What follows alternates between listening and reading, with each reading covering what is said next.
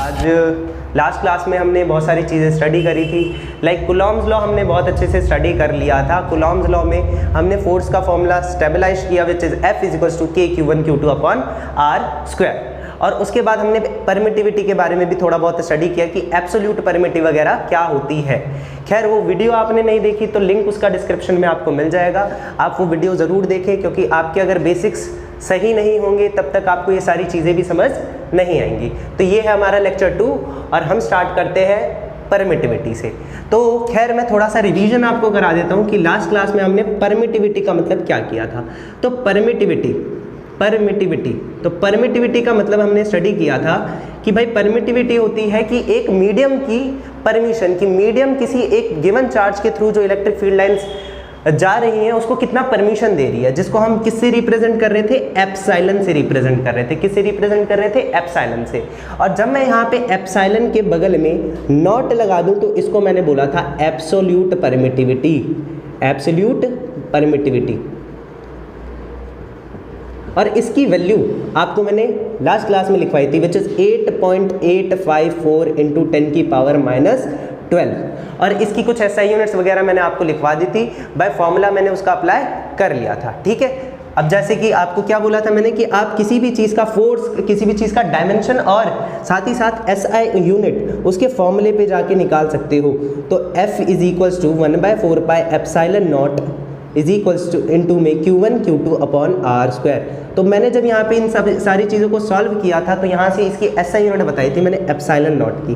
तो ε0 की SI unit हमने यहाँ से बताई थी which is Newton, which is coulomb square पर न्यूटन मीटर स्क्वायर, है ना। और डायमेंशन भी हमने निकाल लिया था।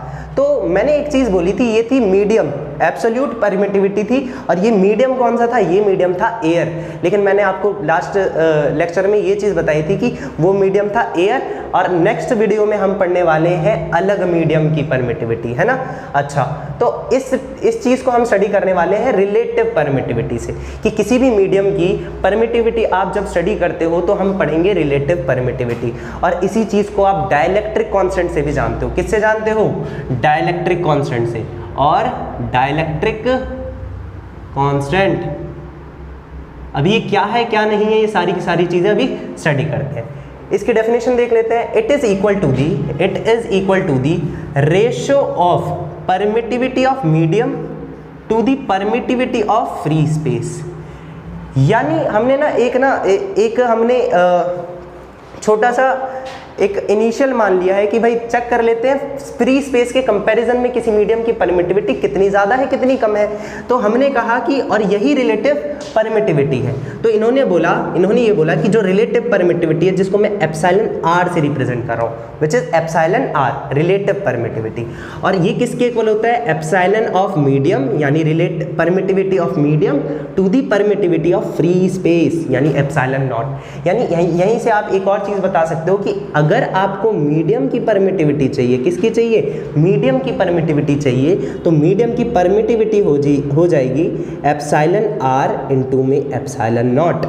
और यहीं से आप एप्सिलॉन की वैल्यू फाइंड आउट बड़े प्यार से कर सकते हो, और यहीं से आप एप्सिलॉन की कोई भी वैल्यू बड़े प्यार से फाइंड आउट कर सकते हो। खैर आप ये मीडियम की दे रखी है आपको, और आपके जो भी न्यूमेरिकल्स आएंगे वो मीडियम से रिलेटेड भी आ सकते हैं। हम थोड़े से न्यूमेरिकल भी स्टडी करने वाले हैं। खैर आपने यहाँ पे ε/m तो यहाँ पे ε/r तो देखा है, लेकिन इसको एग्जाम में डाइलेक्ट्रिक कांस्टेंट के नाम से जाना जाता है। और इसका सिंबल भी डिफरेंट है, इसका सिंबल हम K से भी डिनोट करते हैं। यानी आप एप्सिलॉन ऑफ मीडियम को K टाइम्स ऑफ ε0 भी लिख सकते हो। क्या रिलेटिव परमिटिविटी और डाइलेक्ट्रिक कांस्टेंट अलग अलग है, नहीं, दोनों सेम ही है ना, दोनों की दोनों सेम ही है। अच्छा, तो ये चीज़ कैसे इफेक्ट कर देगी हमारे कूलॉम्स लॉ के फॉर्मूले को। तो कूलॉम्स लॉ के फॉर्मूले में अभी थोड़ी देर बाद हम न्यूमेरिकल से स्टडी करते हैं, इससे पहले हम स्टडी कर लेते हैं। तो हमारा कूलॉम्स लॉ का फॉर्मूला था हमारा F = 1/4πε Q1Q2/R²। अब तुम बोलोगे सर यहाँ पे एप्सिलॉन लिखा है, आपने ε0 लिखवाया था। तो ε0 इसीलिए लिखवाया था क्योंकि वो कैसा था, वो था आपका फ्री स्पेस का या वैक्यूम का था, लेकिन अब हमको क्या चाहिए, मीडियम का। तो मीडियम को हम एप्सिलॉन m से रिप्रेजेंट करेंगे, और एप्सिलॉन m की वैल्यू मैंने यहाँ पे लिखवा दी, which is your k times of epsilon naught. तो इसकी फाइनल वैल्यू क्या होगी, फाइनल फॉर्मूला क्या होगा, 4 मीडियम, मीडियम के लिए फॉर्मूला 4 कूलम्ब्स लॉ क्या हो जाएगा, 1/4 पाई k times of epsilon not Q1 Q2 upon R square. तो ये है आपका फॉर्मूला फॉर फोर्स। अच्छा, इसको थोड़ा सा रीअरेंज करते हैं कि तुम्हारे याद करने के लिए बहुत इजी हो जाए, इसीलिए हम इसको ऐसे लिख देते हैं 1/k को साइड और 1/4 pi epsilon not Q1 Q2 upon R square. इससे होगा क्या, ये क्या लिख दिया मैंने, इससे होगा क्या, इससे ये होगा कि आपको सारी की सारी चीज़ें याद करने की कोई ज़रूरत नहीं रहेगी। लाइक आपने क्या कूलम्ब्स लॉ का फॉर्मूला याद कर लिया ना। कूलम्ब्स लॉ का फॉर्मूला क्या था, कूलम्ब्स लॉ का फॉर्मूला ये था ना कि F = 1/4 pi epsilon not Q1 Q2 upon R square. अब जब मीडियम का चाहिए तो बस इतना याद रखना कि कूलम्ब्स लॉ के फॉर्मूले में k से डिवाइड करना है ना। यानी मैं इसको ऐसे भी लिख सकता हूँ, F ऑफ मीडियम यानी F ऑफ एयर अपॉन में k। एक फॉर्मूला ये भी याद कर लेना, ज़्यादा क्या है ना, ज़्यादा चीज़ें रटनी नहीं है अपने को क्या करना है, बस कॉन्सेप्ट डेवलप करना है, समझे।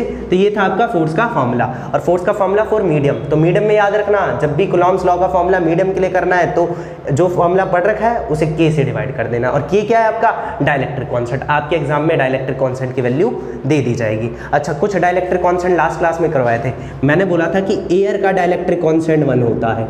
ए की k की वैल्यू क्या होती है, एयर की k की वैल्यू होती है 1। अब यहाँ पे k की वैल्यू 1 लिख लो। जो F ऑफ एयर है वही मीडियम है, जो आपका मीडियम वही तो एयर है भाई, तभी तो k की वैल्यू क्या हो गई, 1। अच्छा, अगर मैं बोलूँ वाटर, तो वाटर का k कितना होता है, वाटर का k होता है 81। बस इतना याद रखो। अच्छा, एक और याद रखो, 4 मेटल का k होता है infinite.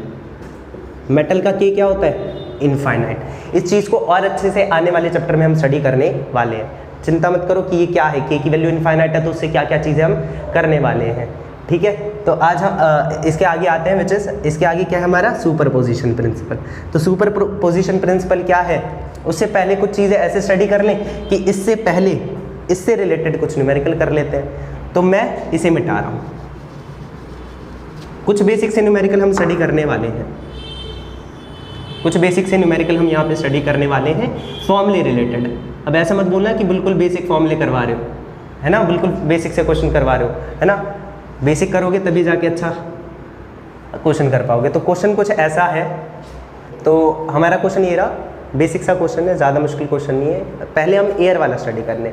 2 charges 2 microcoulomb and 1 microcoulomb are separated by a distance of 1 centimetre in air, find the force between 2 charges, ठीक है। अच्छा, तो यहाँ पे आप ना सबसे पहले एक कर लिया करो कि सारी की सारी गिवन चीज़ें आप लिख लिया करो। तो Q1 की वैल्यू है 2 माइक्रोकूलम, और तुम्हें पता है माइक्रो की वैल्यू क्या होती है, 10 की पावर -6, यानी 2 × 10 की पावर -6 कूलम। अच्छा, Q2 की वैल्यू कितनी है, Q2 की वैल्यू है 1 माइक्रोकूलम। 1 माइक्रोकूलम की वैल्यू क्या होगी, 1 × 10 की पावर -6 कूलम। और आपका जो डिस्टेंस है विच इज़ r की वैल्यू है 1 सेंटीमीटर। तो 1 सेंटीमीटर किसके इक्वल होगा भाई, 10 की पावर -2 ऑफ मीटर्स। अच्छा, तो अब फोर्स पूछा है, और आपका मीडियम क्या है भाई, मीडियम है एयर, तो k की वैल्यू कितनी है, 1। तो सीधा फॉर्मूला लगेगा फोर्स का, which is F = 1/4 pi epsilon not into में Q1 Q2 upon R square. अच्छा, इस पूरी की पूरी वैल्यू मैंने इस पूरे की पूरे टर्म की वैल्यू बताई थी, विच इज 9 × 10 की पावर 9 इंटू Q1 Q2 की वैल्यू है 2 × 10 की पावर -6 इंटू में 1 × 10 की पावर -6 अपॉन में r का स्क्वायर। r की वैल्यू कितनी है, 10 की पावर -2, इसका भी स्क्वायर होगा, ठीक है। अब बस इसको सॉल्व करना है, 9 2 = 18, और बाकी के सारे 10 को आप सारे के सारे को सॉल्व कर लोगे। लाइक ये 6 6 12 में से 9 गए, कितने हो गए, 10 की पावर -3, और ये 4 है, 4 ऊपर जाएगा तो पॉजिटिव, माइनस का 4 होगा, ऊपर जाएगा तो पॉजिटिव, है ना।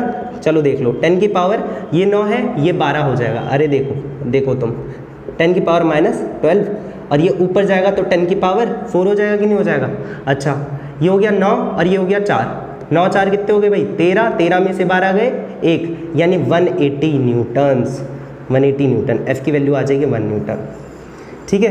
F की वैल्यू कितनी आ जाएगी 1 न्यूटन हो जाएगी। अच्छा ये तो था किसका, ये था एयर का।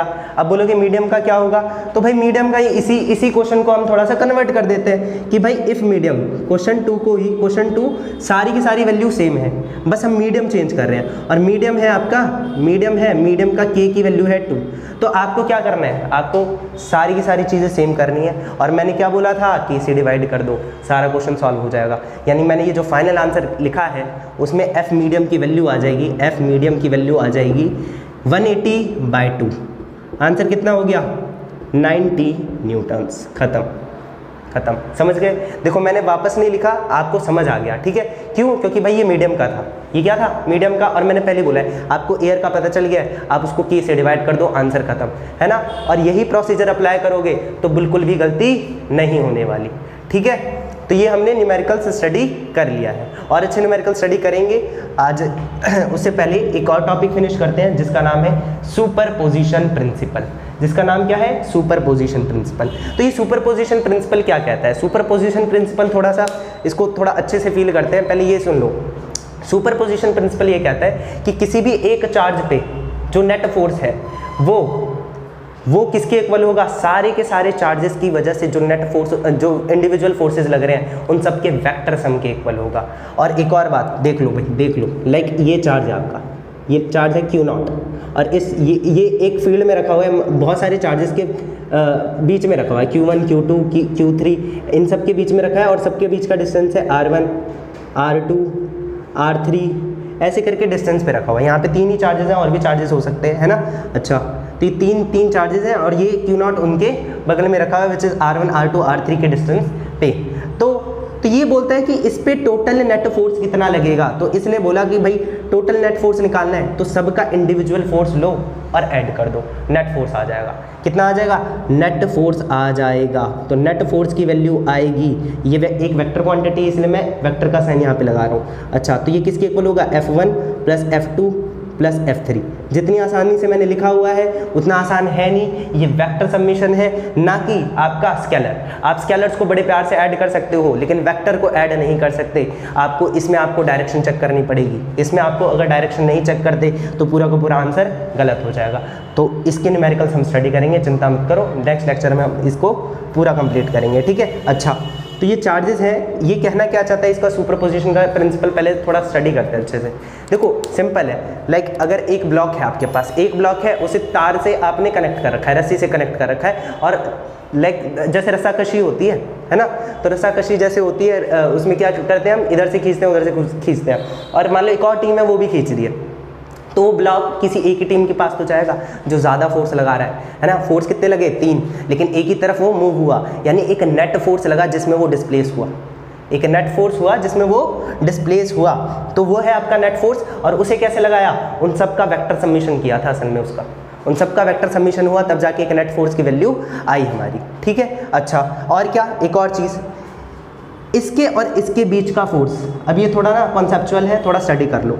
इसके बीच का फोर्स इसके बीच के फोर्स से डिपेंड नहीं करता, यानी इसको, इस वाले चार्ज को, यानी Q1 वाले, देखो फोर्स इस पे लग रहा है ना Q0 पे जो Q1 की वजह से फोर्स लग रहा है और Q0 पे Q2 की वजह से जो फोर्स लग रहा है, और Q1 Q2 को इसकी भनक भी नहीं है कि ये दोनों इसके साथ पे फोर्स लगा रहे हैं, यानी Q1 Q2 को पता ही नहीं कि हम इसी चार्ज पे फोर्स लगा रहे हैं। लाइक ऐसे समझ लो कि एक चीज़ है, एक लड़का है, वो 2 चीज़ के पीछे पड़ा हुआ है, 2 चीज़ों के बीच में पड़ा है और दोनों चीज़ों को ये भनक भी नहीं है कि ये लड़का उन दोनों चीज़ों के पीछे पड़ा हुआ है।